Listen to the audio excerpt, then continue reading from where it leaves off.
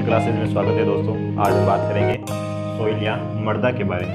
ठीक है, उससे पहले आज शिक्षक दिवस की हार्दिक शुभकामनाएं। ठीक है, हर चीज़ हमें कुछ न कुछ सिखाती है, उसी तरह मृदा भी हमें बहुत कुछ सिखाती है। जो ज़मीन पर रहती है, मतलब अपन इसको रौंदते हैं, अपन इसके ऊपर चलते हैं, मगर फिर भी अपन को खड़ा रखती है, यानी कि अपन को बुलंदी पर पहुंचाने का कार्य करती है। ठीक है, तो इसी तरह अपन को भी ज़मीन पर रहकर आसमान को छूने की ताकत रखनी चाहिए, और उस ताकत को पाने के लिए हमें किस चीज़ की आवश्यकता है? इल्म की आवश्यकता है, यानी कि नॉलेज की आवश्यकता है। ठीक है, तो उस नॉलेज के लिए हमें क्या करना पड़ेगा? पढ़ना पड़ेगा। तो अपन चलते हैं पढ़ाई की तरफ। तो सबसे पहले बात करेंगे अपन सॉइल की। सॉइल क्या है? एक लैटिन भाषा का शब्द है, ठीक है, जो सोलम से लिया गया है। ठीक है, सोलम लैटिन भाषा का शब्द है, जिससे क्या बना है? सॉइल बना है, जिसका अर्थ क्या होता है? ऐसा भूभाग जहाँ पे क्या पाई जाती है? जीव जंतु पौधे पाए जाते हैं। ठीक है, ऐसा भूभाग जहाँ पर जीव जंतु और पौधे रह सकते हैं, उग सकते हैं। ठीक है, तो उस भूभाग को क्या बोलते हैं? अपन सॉइल बोलते हैं या मृदा बोलते हैं। ठीक है, तो मृदा का शरीर है, मृदा में मिल जाना है। ठीक है, ये कहावत तो सुनी होगी। उसी तरह है कि भाई जैसे ही कोई जीव जंतु मर जाता है, सड़े गले पदार्थ होते हैं, वो सब क्या हो जाते हैं? गिर जाते हैं, फिर वापस रिसाइकल होता है उसके अंदर मिलके, और फिर नया जन्म लेता है इंसान, फिर जैसे जैसे मरता है फिर चल जाता है। अब वो क्या है कि भाई मृदा से ही मृदा में कैसे बन रहा है? जैसे अपन मृदा में कोई भी चीज़ उगाते हैं, खाते हैं, धान खाते हैं, सब गेहूँ वगैरह वो उगाते हैं। ठीक है, मिट्टी में उग रहा है, उसको अपन यूज़ में ले रहे हैं, तो उससे क्या मिल रहा है? न्यूट्रिशन मिल रहा है, कार्बनिक पदार्थ, नाइट्रोजन, एमिनो एसिड, वो अपने अंदर शरीर के अंदर जा रहे हैं। वो फिर अपने अंदर जाके क्या बनाते हैं? न्यूक्लिक एसिड को ही बनाएंगे लास्ट में, और न्यूक्लिक एसिड वापस एक, ठीक है, इंसान के रूप में आता है और वापस उसी के अंदर मिल जाता है। ठीक है, तो मिट्टी का शरीर है, मिट्टी में मिल जाना है। उसी मिट्टी के बारे में आज अपन चर्चा करेंगे। तो मिट्टी का जो शब्द है सॉइल, वो किस शब्द है? लैटिन भाषा के शब्द सोलम से लिया गया है, जिसका अर्थ होता है ऐसा भूभाग, ऐसी ज़मीन जहाँ पे पेड़ पौधे उग सकते हैं, मृदा, जीव जंतु विचरण कर सकते हैं। ठीक है, अब मृदा के जो अध्ययन होता है उसको क्या बोलते हैं? पेडोलॉजी कहते हैं।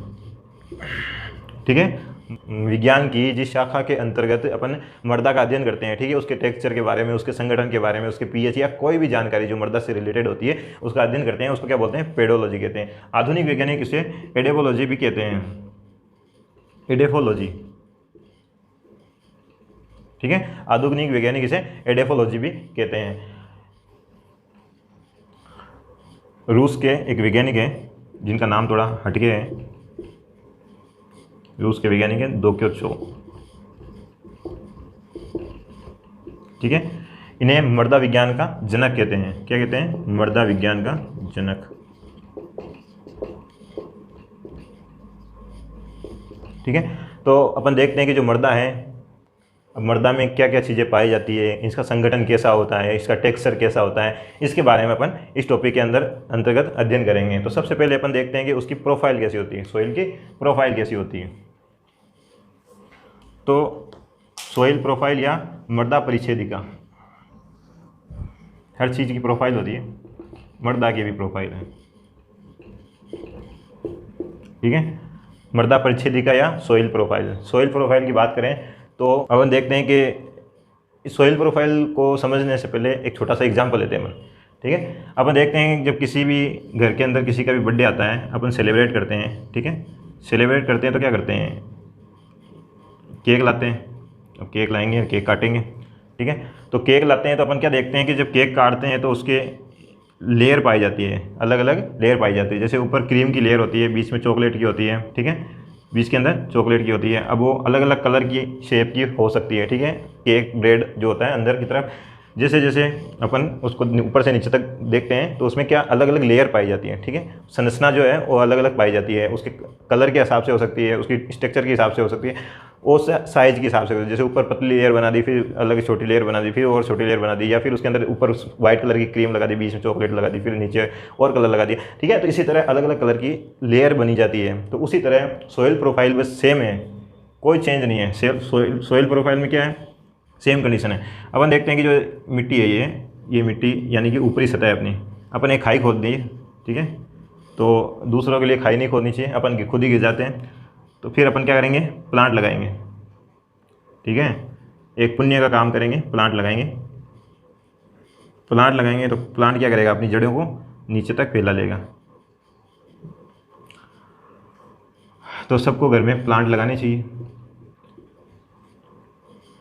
ठीक है, तो अपन क्या देखते हैं कि जैसे ऊपर ऊपर की मृदा होती है, ऊपर ऊपर की मृदा पे क्या पाए जाते हैं कि पेड़ पौधों के जो पत्ते वगैरह होते हैं या जीव जंतुओं के जो अवशेष होते हैं, वो कचरा वगैरह होता है, वो पाया जाता है। ठीक है, तो सबसे पहले तो क्या पत्ते, छोटे छोटे पत्ते होते हैं, वो ऊपर की तरफ गिरे हुए रहते हैं। फिर थोड़ा सा नीचे जाते हैं तो इनके जो पत्ते होते हैं वो थोड़े बहुत गल जाते हैं। ठीक है, वो गलने लग जाते हैं। ठीक है, जैसे और जाते हैं तो ये पूरी तरह गल जाते हैं। ठीक है, मड़ियों मेट मतलब क्या है, पूरी तरह गल के बराबर से होने लग जाते हैं। फिर और जाते हैं नीचे तो क्या होती है, थोड़ी मृदा क्या होती है, कणकी आ जाती है, मतलब मृदा की जो कण होते हैं वो थोड़े मोटे होने लग जाते हैं। फिर जैसे जैसे और नीचे जाते हैं तो क्या हो जाते हैं, इसके अंदर कण जो कांकरों में बदल जाते हैं। ठीक है, कांकरे यानी कि मोटे मोटे पत्थरों के अंदर छोटे छोटे कांकरे होते हैं, उनके अंदर बदल जाते हैं। जैसे जैसे और नीचे जाते हैं तो एक किस्म चट्टानों, फिर और नीचे जाते हैं तो क्या होती है, बड़ी बड़ी चट्टानें आने लग जाती है। ठीक है, तो इस प्रकार अपन देखते हैं, अगर इसको अपन इधर से देखें तो ये केक को अपन देखेंगे ना, वैसी संरचना दिखाई देगी। ऊपर काली मृदा, फिर नीचे सफ़ेद मृदा, फिर और भूरी मृदा, फिर ऐसे सफ़ेद चट्टान, अलग अलग जो है इसके अंदर कलर दिखाई देंगे। ठीक है, तो इस आधार पर अपन क्या देखते हैं कि इनके अंदर इस जो संरचना होती है, इस जो संरचना है ये ऊपर अलग से, ऊपर से लेकर नीचे तक अपन क्या है, अंदर खाई के अंदर जा रहे हैं। ठीक है, तो अपन को क्या बोलेंगे, इसको इस संरचना को क्या बोलेंगे, सोइल प्रोफाइल बोलेंगे। क्या बोलेंगे, सोइल प्रोफाइल बोलेंगे। तो सोइल प्रोफाइल, अब इसको अध्ययन की सुविधा के लिए क्या करा, होरिजन में बांट दिया। किस में बांट दिया, होरिजन, होरिजन यानी संस्तर के अंदर बांट दिया है। ठीक है, संस्तर के अंदर। अब संस्तर जैसे ए नाम दे दिया, बी नाम दे दिया, सी नाम दे दिया और डी नाम दे दिया। समझ में आई। ओरिजिन यानी कि उनको जैसे अपन बोलते हैं हॉरिजॉन्टल, हॉरिजॉन्टल यानी इस प्रकार आड़ी, तो आड़ी रेखाओं के अंदर इनको बांटा गया है। जैसे जैसे अपन परत नीचे अंदर की तरफ बढ़ते जाते हैं तो अलग अलग परत अपन को दिखाई देने लग जाती है। तो उसी तरह इन्होंने इनको अध्ययन की सुविधा के लिए भी नाम दे दिए। अब ऐसे तो नहीं बोल सकते भाई काली मृदा आ गई, सफ़ेद मृदा आ गई, वो आ गई, ये आ गई। तो ऐसे इन्होंने नाम क्या दे दिए, ए बी सी और डी। तो इनको क्या नाम दिए, ए संस्तर और बी संस्तर, सी और डी संस्तर। ठीक है, तो इस प्रकार जो है इनके नाम रख दिए गए हैं। अब अपन देखते हैं कि जो संस्तर क्या है, कैसे होते हैं ये। तो सबसे पहले अपन ए संस्तर की बात करते हैं।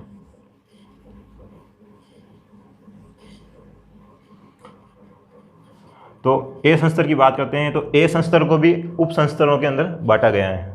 ठीक है, ए संस्तर जो है इसको भी उप संस्तर के अंदर बांटा गया है, यानी कि होरिजन को भी और बांट दिया गया है। अब इनको किसे बांटा गया है, जैसे A00। अब A0 कहाँ पे है, सबसे पहले की जो मृदा है ये। ठीक है, मृदा में सबसे पहले ए होरिजन है। ए होरिजन का मतलब क्या है कि यहाँ पे जो मृदा, मतलब मृदा नहीं है, कार्बनिक पदार्थ जो होते हैं वो गलते नहीं हैं। जैसे अभी पत्तियाँ गिरी यहाँ से, ठीक है, पत्तियाँ यहाँ से नीचे गिर रही है, गिरी और यहाँ पे ऐसे कैसे पड़ी है, अभी गिरी है मतलब गिर तो गई। अब उधर से तो पत्तियों क्या मर्द हो गई, पत्तियों क्या, अब उधर से पत्तियां नीचे गिरी, पत्तियां तो क्या हो गई, मर्द हो गई। मगर क्या होगा, कार्बनिक पदार्थ तो है, मर्द कार्बनिक पदार्थ है और अनअपघटित है। क्या है, अनअपघटित है। तो यहाँ पे क्या पाई जाएगी,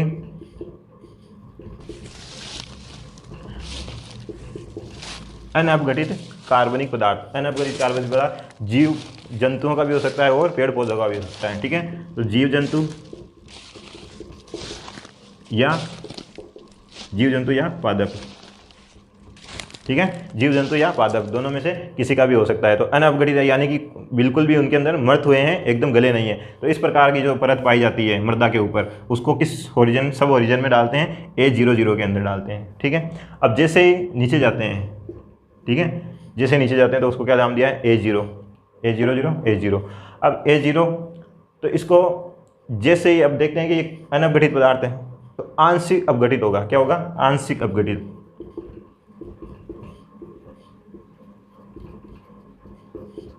ठीक है, आंशिक अपघटित का मतलब क्या है कि वो पदार्थ, जैसे पत्ती है, एक पत्ती है, वो गलना स्टार्ट होगी। ठीक है, गलेगी नहीं, गलना स्टार्ट होगी। तो ये क्या होगी, अपघटन की प्रक्रिया इस संस्तर के अंदर प्रारंभ हो जाएगी। ठीक है, स्टार्ट हो जाएगी, जिससे क्या होगा, अपन देखते हैं कि इसमें कुछ अपघटित और कुछ अनअपघटित दोनों पदार्थ मिक्स में पाए जाएंगे। ठीक है, फिर जैसे नीचे जाते हैं तो क्या आ जाता है, A0 संस्तर, A1 आ जाता है। ठीक है, फिर जैसे नीचे बढ़ते हैं तो कौन सा संस्तर आ जाता है, A1 आ जाता है। अब A1 में अपन ने क्या देखा था, A0 में अपन ने क्या देखा था कि यहाँ पे अपघटन स्टार्ट हो जाता है, तो यहाँ पे क्या होगी, अपघटित हो जाएगी।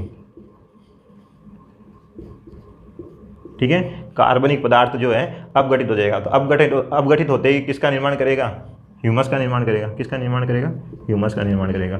अब अपन को पता है कि जो अपघटित पदार्थ होते हैं, कार्बनिक पदार्थ, वो कैसे अपघटित होते हैं, तो उसमें क्या होते हैं, सूक्ष्म जीव जंतु होते हैं। जिम्मेदार कौन होता है, सूक्ष्म जीव जंतु करते हैं। ठीक है। सूक्ष्म जीव जंतु करते हैं, जैसे अब फंगस हो सकता है, ठीक है, फंगस हो सकता है, बैक्टीरिया हो सकते हैं, ठीक है। और अब ये तो सूक्ष्म एकदम जो अपन को दिखाई नहीं देते हैं जल्दी से, उसके अलावा भी जैसे केंचुए, गिजाई, ठीक है, ये लट के समान संरचना होती है जो मृदा के अंदर पाई जाती हैं। ये दोनों शाकाहारी होते हैं। ये केंचुए को क्या बोलते हैं? मृदा निर्माता बोलते हैं। क्या बोलते हैं? मृदा निर्माता, यानी कि जहाँ पर केंचुए पाए जाते हैं उस मिट्टी को उपजाऊ बना देते हैं, ठीक है, उस मिट्टी को क्या कर देते हैं? उपजाऊ बना देते हैं।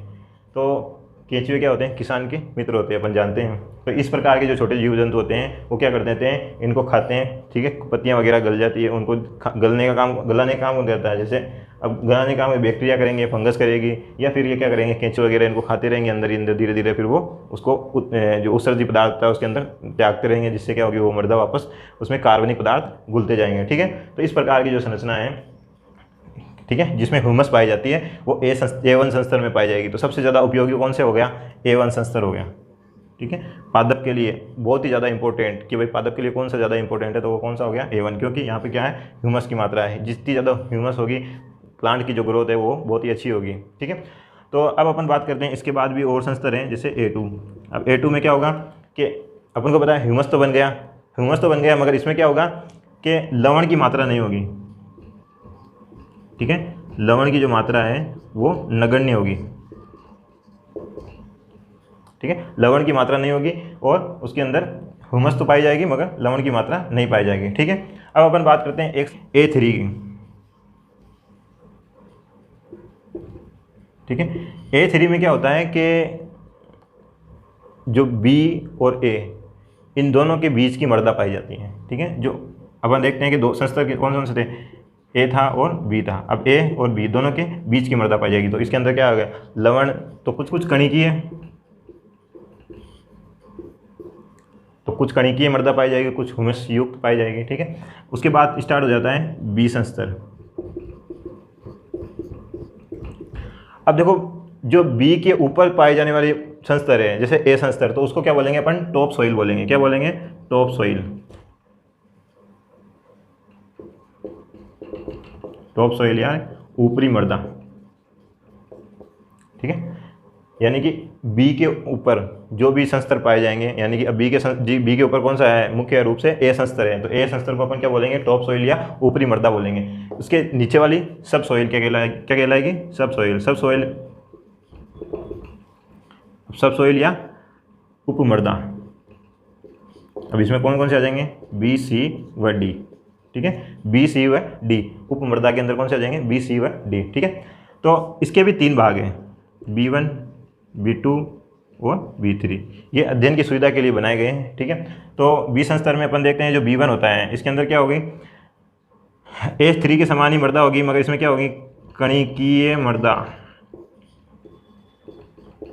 ठीक है। कणिकीय मतलब क्या? कणों की संख्या, मिट्टी के जो कण होते हैं उनकी संख्या बढ़ जाएगी और उनके कण जो है मोटे मोटे होने स्टार्ट हो जाएंगे, ठीक है। मतलब क्या होगा? जैसे जैसे अपन नीचे की तरफ बढ़ेंगे, मृदा के जो कण हैं वो बड़े होने स्टार्ट हो जाएंगे। जैसे जैसे अपन आगे बढ़ेंगे तो मृदा के कण यहाँ पे क्या होंगे? बड़े हो जाएंगे, और लगभग कैसी संरचना रहेगी? A3 की जैसी संरचना रहेगी मृदा की। जैसे जैसे अपन इसमें आएंगे, किसमें? B2 के अंदर, तो B2 में अपन क्या देखेंगे कि मृदा कण क्या होंगे? मोटे हो जाएंगे। मृदा कण क्या होंगे? मोटे हो जाएंगे। मतलब क्या है? बड़े बड़े पाए जाएंगे, और लवण की मात्रा सबसे ज़्यादा होगी। लवण क्या होगा? सर्वाधिक होगा, ठीक है। सर्वाधिक मात्रा में लवण पाया जाएगा, ठीक है। यहाँ पे मृदा क्या हो जाएगी? दृढ़ हो जाएगी। क्या हो जाएगी?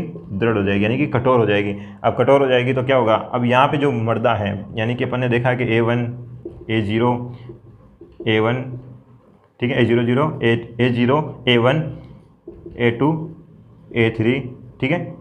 फिर अब B1 स्टार्ट हो जाएगा, B2 और B3, C और D, ठीक है। तो अपन क्या देखेंगे कि जैसे जैसे अपन बी तक पहुँचेंगे तो यहाँ पे क्या होगी, ये तो वृक्ष है, अब झाड़ियों की जो जड़ें होती हैं, छोटी छोटी जो झाड़ियाँ होती है उनकी जड़ें आकर क्या हो जाती है, समाप्त हो जाएगी। जड़ें जो है झाड़ियों की जो जड़ें हैं वो भी समाप्त हो जाएगी। तो अपन क्या देखेंगे, B2 जो संस्तर है उसके अंदर मृदा के जो कण होते हैं वो मोटे मोटे होने लग जाएंगे, लवण की मात्रा सर्वाधिक होगी, और लवण की मात्रा सर्वाधिक होगी तो क्या होगी, मृदा दृढ़ हो जाएगी, और दृढ़ हो जाएगी तो मतलब क्या है, जड़ें आगे नहीं बढ़ेगी, तो मतलब क्या है, जड़ जो है वहीं पे रुक जाएगी, मतलब झाड़ियों की जड़ें जो हैं समाप्त हो जाएगी।